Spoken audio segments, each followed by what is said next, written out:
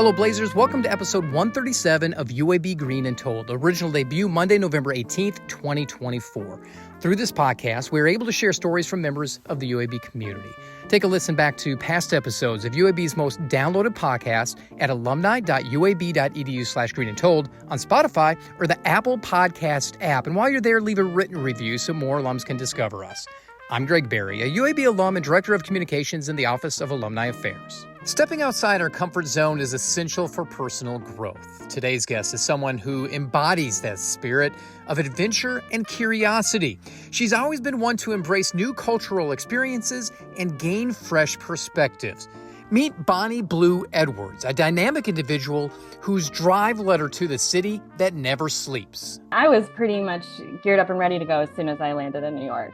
Like the energy here just really connected with me, and I think that's still the same. I still just love the energy here in New York. Bonnie's journey didn't stop there. Her career took a transformative leap, just steps away from one of the world's most famous streets. The artistic director and the founder of The Moth asked if I'd help produce an off-Broadway show by one of their longtime storytellers. That's when I really stepped through the door. And she'll share insights on her new book, Stressed Out and Scatterbrained, and what we can expect from her in the future. The idea is to do it every decade or in different chunks to showcase you're always reinventing yourself.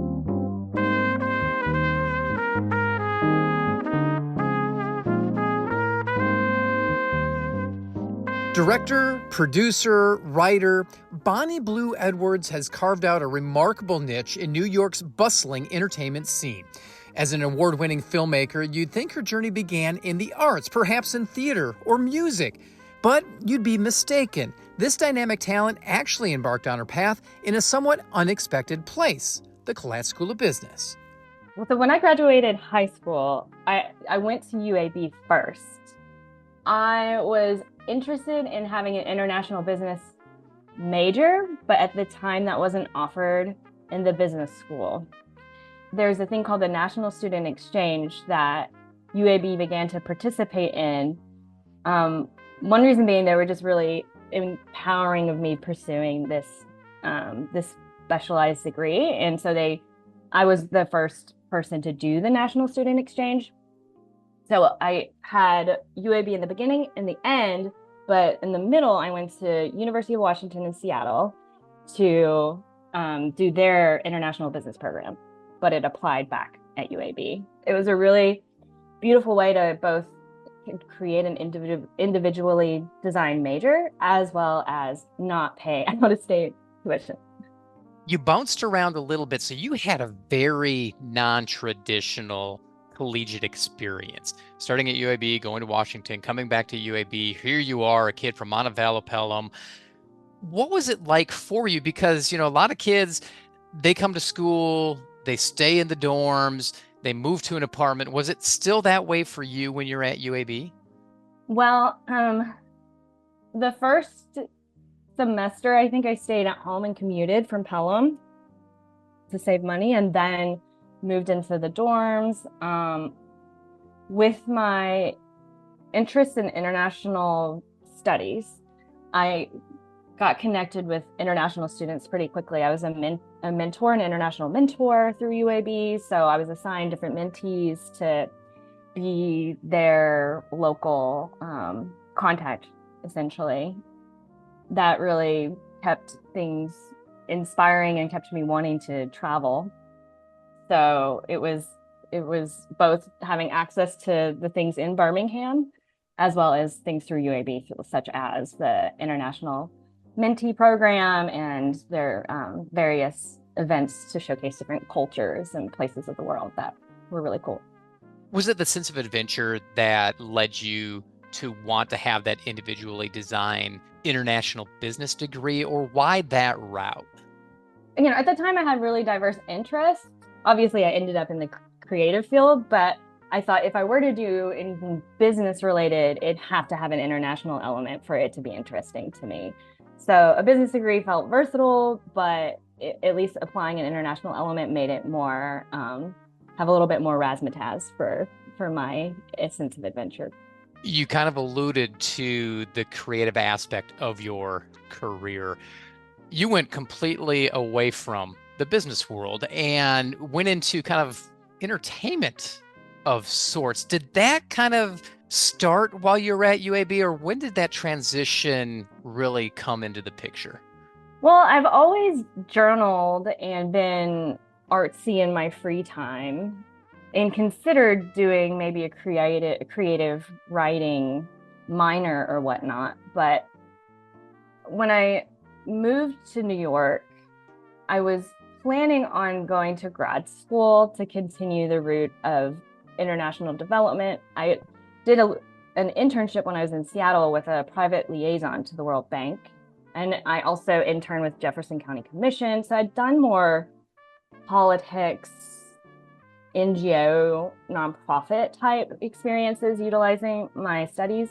But when I came to New York, I was open to grad school and kind of slowly going in that direction, but then thought it would be nice to do something in the arts, but I wasn't sure what. I had actually listened to The Moth on NPR when I was in Alabama most every morning, and an opportunity to intern with them came up, and I just dove into it, pushed aside the idea of going to grad school, just wanted to stop planning my life so much and just say yes to experiences and also say no to experiences and see where that took me. And that's really where it all started. It was just saying yes to an unpaid internship at the Moth soon after I arrived in New York. That helped get the foot in the door. When was that first time you really stepped through that open door and got that first job, either as an associate producer or something else? Because let's face it, work in the arts, especially in New York, it's not easy. Right. I was just lucky that I really dove into the internship, really had a zeal for producing, essentially, just making stuff happen as a producer, figuring it out, both on the creative and just the tangible side of the arts. So when that internship finished, I had actually been working at Whole Foods during that time to have money. And I quit that job because I just wanted to do something else. The internship was over. It was coming up on 2 years of working at Whole Foods. I was in New York. I just wanted to have an open palette for where I'd go next. And coincidentally, the artistic director and the founder of the Moth asked if I'd help produce an off-Broadway show by one of their longtime storytellers, Edgar Oliver. So that was that's when I really stepped through the door and was, tasked with running around to different theaters in New York City to take pictures and videos so we could select a venue, helping to come up with the design and find printers for all of our postcards to go around the city. It was very, very unique. It was a very unique experience. Did you think the bug would hit you that hard at that time? Oh, geez. I was pretty much geared up and ready to go as soon as I landed in New York. Like, the energy here just really connected with me. And I think that's still the same. I still just love the energy here in New York. It can really chew you up and spit you out, but it can also just push you forward into things that you never expected of yourself. So, for example, with the play, it was a labor of love and a big hustle, but I was really fortunate that the production got a rave review in the New York Times when it premiered, and that further introduced me to more people wanting to hire someone like me who was just there to try to make stuff happen and have a good experience in the process. When was the moment you felt that you made it? Oh, geez. I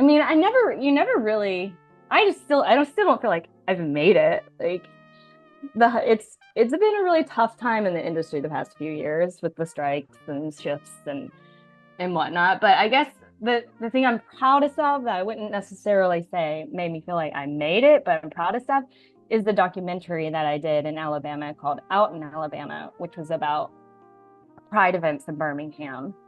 Because that I did totally on my own. I think I was 23 when I started it. And I was inspired to do it because I was collaborating with a filmmaker on a documentary. And he honestly is kind of a jerk, and he abandoned the project. And I was like, if he could do it with my assistance, how would I just do it fully on my own? This one idea that I had. And I'm really proud that like the negative working experience inspired me to just do my own thing and not always have to be hired by other people. And, it was a project that's near and dear to my heart. And I continue to use as conversations as an ally for LGBTQ rights. You have navigated your way through a lot of different formats, platforms, through arts and entertainment, feature films, documentaries, stage, all of those things. How do you navigate it yourself from project to project? Because most people probably don't understand what the process is when you are a producer, especially when you're a freelancer like you. There's the saying, it's about who you know in the industry.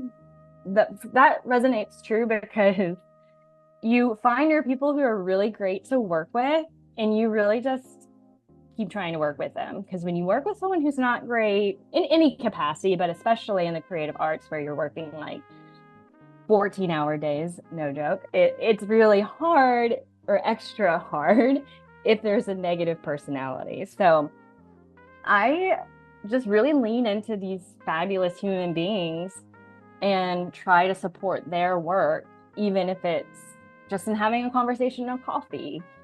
But if they can hire me, awesome. So it's just a community of artists here in New York that expands outside of New York to support each other and empathize with the process. And there are ups and downs, and it's hard to be financially stable. It's impossible, especially in the beginning. So a sense of understanding that as well. So a lot of the projects I work on, it's just I follow good people and want to support them. You've been in the industry now for about 13 to 15 years. You graduated in the late 2000s from UAB, and you've been in New York ever since. You mentioned the documentary from Alabama that was very satisfying, and you loved to death. Were there other things, other productions that are satisfying up in New York City that people would go, wow, she was a part of that? Well, one of the first movies that I worked on was called Better Off Single. And it was written, directed, and produced by Ben Cox, who is still a friend. Working on that project as an associate producer, I believe is my final credit, was a labor of love. And then I have a cameo in it because we just needed somebody like in this very quick little scene. And it was just a fun cast of like SNL comedians, and everyone was really fun to work with. It was very, it was a humble budget. So we were all very strategic with our time and energy. And I'm still good friends with, like I said, the writer, director, producer, but also other people who worked on that. You have found success as a producer. You've gotten awards. Did you think you would ever be an award-winning filmmaker, award-winning web series producer, things like that, based off of where your career trajectory started? Oh, absolutely not. It's not even that. It's like my dad had sent me a picture of a certificate from being in the young authors at an event for young authors when I was like 9 years old. Just thinking back to 9-year-old Bonnie, just being such a little dreamer. I would have never have imagined. And I'm very, very lucky. And I feel like there's so much more to do. It doesn't necessarily feel like I said, like I've made it or whatnot. It's just all a journey. And he had sent me that, the mention of the young authors when my book was soon to launch. And he actually didn't know it. I was keeping it kind of close to my chest. So it was the universe was just giving me like a little like thumbs up, keep working. Let's talk a little bit about Stressed Out and Scatterbrained. This was a a book that has been released, and it's kind of a children's book for adults, I believe is how it's described. What went into this? Because I just love what's on the back of the book saying that you saved 10 years of crumpled sheets that you still had in obscure notebooks to put this together. How did it come about, and why this book? Moving to New York for anybody is a comical experience. If you look at it that way, like I said, it can definitely chew you up and spit you out. So it developed over conversations with like roommates and friends about something funny that happened earlier that day or the day prior.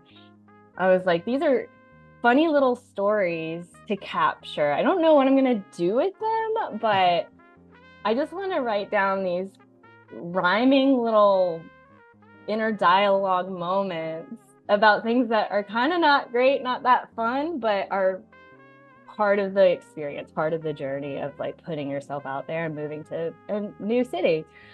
Over the years of really trying to make a life for myself in New York, like you just said, I wrote them down.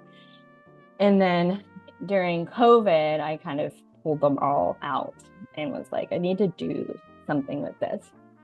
When you initially started writing those moments down, did you have an end goal? Did you know that, okay, I'm putting this together for a book, or was this just kind of self-reflection at the time?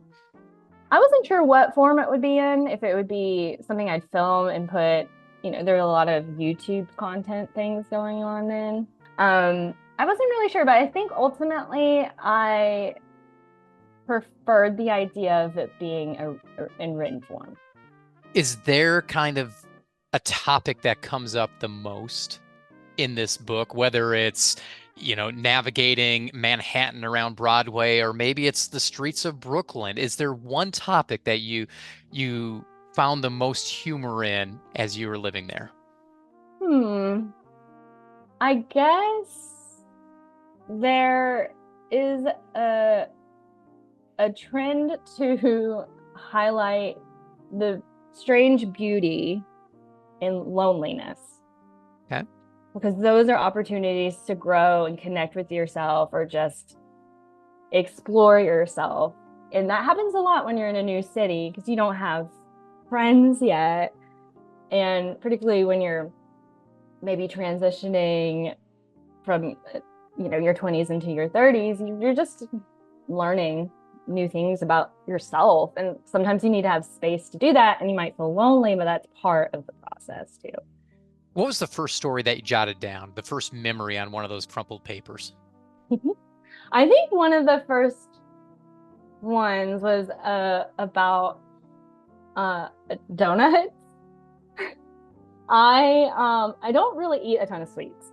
Okay. But one morning, after I had wrapped like an intense job where I was just so exhausted, I woke up happy and excited to have a day with no plans, no work, and I wanted a donut. But not any donut, like a high quality Brooklyn, like made there on site donut.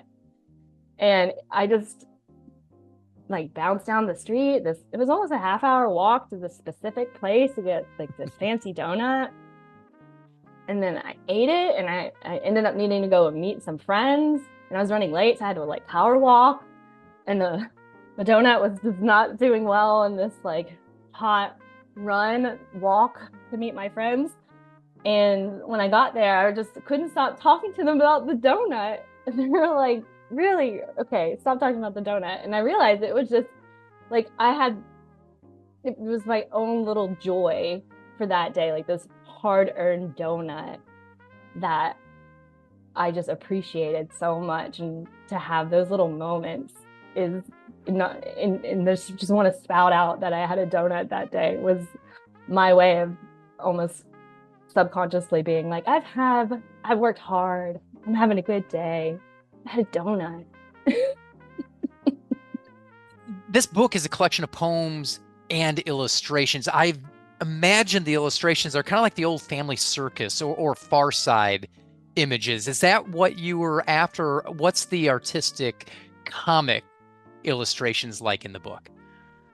So the illustration, I've doodled a lot when I journal and just for fun. I used to do a lot of like sketching in high school.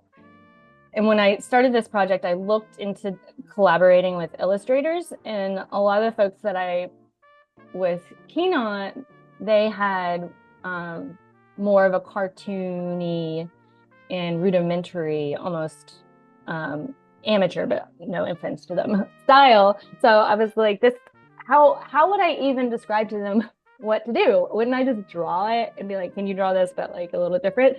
So I decided it would be, I might as well just try to actually draw it. And if I didn't like it, then technically I could use that as like inspo for somebody else. But I really enjoyed the process and want to do more illustration work. So I'm glad I went in that route for sure. Written and illustrated by Bonnie Blue Edwards. How exciting was it to see that for the first time on Stressed Out and Scatterbrained? It was very exciting when I got the proofs to take a look at. It was a bit surreal. It's still surreal. I have a stack of them here in Brooklyn on my desk that's been in this apartment for 13 years. I actually got off of the streets from strangers. So it's just very, life has its ups and downs, and I'm just very proud of this opportunity to share some of my creative work and hopefully have it resonate with people. Are you planning a More Stressed Out and More Scatterbrained, a sequel to the original book? Oh, No. Definitely. Yeah? I am. Yes. Well, the idea is to do it every decade or in different chunks to showcase the different, that you're always reinventing yourself, especially if you're really trying to be true to your spirit and put yourself out there. And it's going to be hard, but if you just kind of look at it with a sense of humor and realize other people are experiencing the same thing, it makes it easier.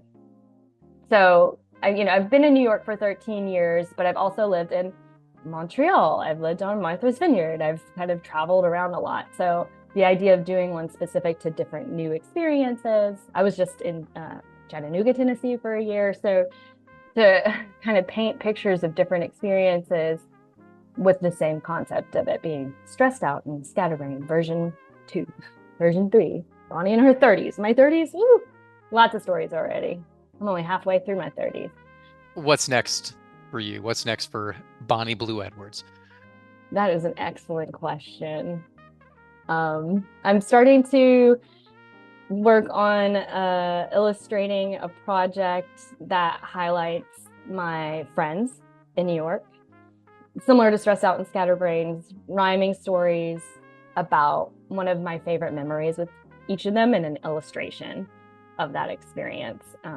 I really have a community of friends who are family here, and I would like to just do something that pays tribute to them. How did the individually designed major that you had at UAB in international business help you get to where you are now, or is helping in your current career? I chose to go to UAB to be in more of a city urban environment, to be exposed to diverse experiences and cultures. And that proved crucial to preparing me to continue to challenge myself throughout life. I wanted to be in a city. I wanted to be in Birmingham, exposed to museums and international folks. And I didn't want to be separated from a city environment. So to be exposed to different experiences and cultures really instills empathy and even more so a sense of self, which is important for just surviving the real world. So it was the international business degree major was useful, but being in Birmingham for me was really important and at UAB.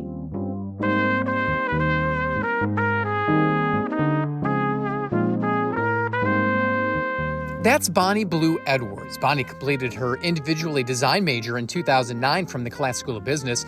The award-winning filmmaker is a freelance producer in New York. As someone who shares in UAB's desire to excel, Bonnie definitely has an idea of what it means to be a blazer. To be a blazer means you're trailblazing, putting yourself out there to challenge yourself and get to know and experience diverse things so that, like I said, you're expanding your ability for empathy and further understanding yourself. Be sure to check out past episodes of the UAB Green and Told podcast. Listen in at alumni.uab.edu/greenandtold. Have a story to share or know someone who does? Email greenandtold@uab.edu. Finally, be sure to follow us on social media. Just search UAB Alumni on Facebook, Instagram, and Twitter. Thanks for listening, and until next time, go Blazers.